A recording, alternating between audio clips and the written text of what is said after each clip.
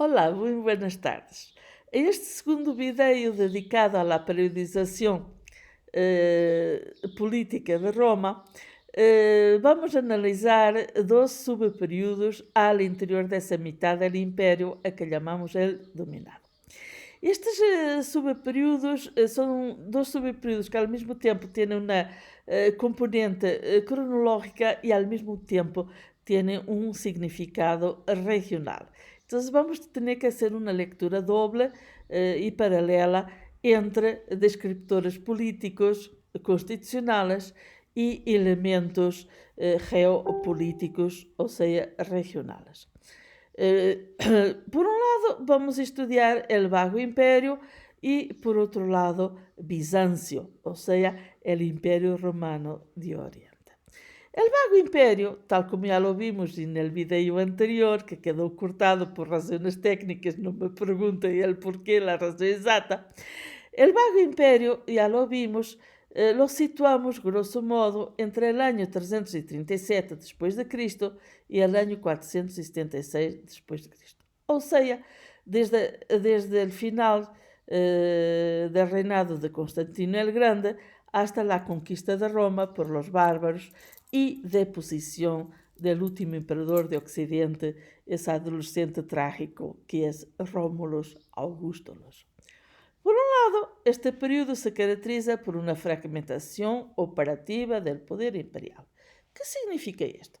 Esto significa que vamos a observar frequentes casos de vários imperadores simultâneos ou inclusive da existência de imperadores e césares adjuntos, de modo a assegurar, por um lado, a sucessão ao poder e, por outro lado, o controle regional direto. Ou seja, a unidade política do império se desloca, pois é dividido em forma mais ou menos permanente em duas amplas secções. Occidente, com capital em Roma, e Oriente, com centro em Constantinopla, que é a Bizâncio de los antigos gregos, e que Constantino el Grande transformou em sua capital. Às vezes a divisão é aún maior, como sucedeu com os sucessores de Constantino, que foram 5. Pero independente de los diversos factores desta divisão, observamos que desde Teodósio el Grande se produce a divisão permanente entre Oriente e Ocidente, e a presença cada vez mais acentuada de los bárbaros, ou seja, dessas grandes tribos germânicas, dessas grandes nações germânicas, e las debilitadas fronteiras do Império. E esta presença, eventualmente, será o elemento, digamos assim, del colapso del Império Romano de Occidente. La penetración de estos pueblos germanos en el mundo romano es, y lo debemos enfatizar, gradual y lenta, pero a inicios del siglo V adquiere un carácter violento.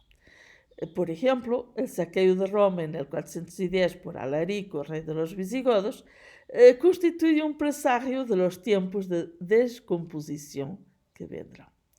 Al final del Imperio Romano de Occidente, solo queda una parte de la península itálica y esta cae con la llegada de Odoacro, un bárbaro de origen bétolo que depone al último emperador, ese niño de 14 años cuyo nombre resulta paradojal.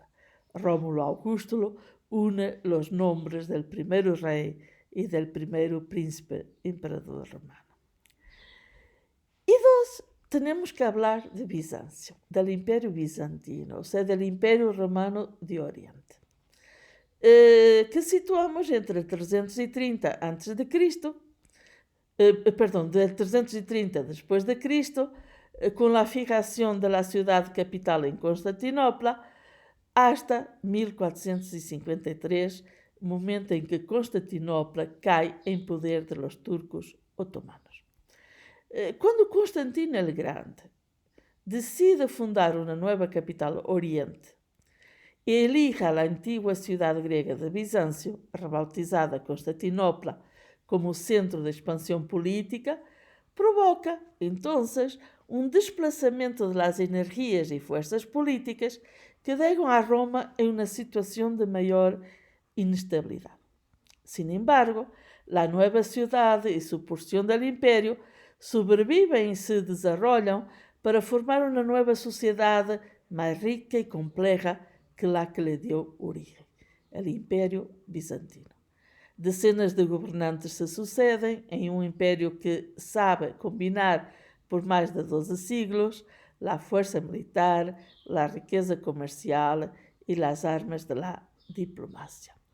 Será solamente a mediados del siglo XV, frente ao desafio do poder del turco, que Bizâncio, extenuada por largas guerras e sobretudo por conflitos internos, cai em poder deste pueblo asiático convertido ao Islã. Cabe destacar que durante mais de um siglo Roma y Constantinopla comparten el mundo romano y la separación en imperio occidental y oriental, como ya se ha dicho al inicio de este pequeño video, y que la separación definitiva de los dos imperios permanente solo se dará a la muerte de Teodosio el Grande en el año 395. Hasta luego para un terceiro video sobre, uma terceira cápsula, sobre a periodização da história jurídica de Roma. Muitas graças.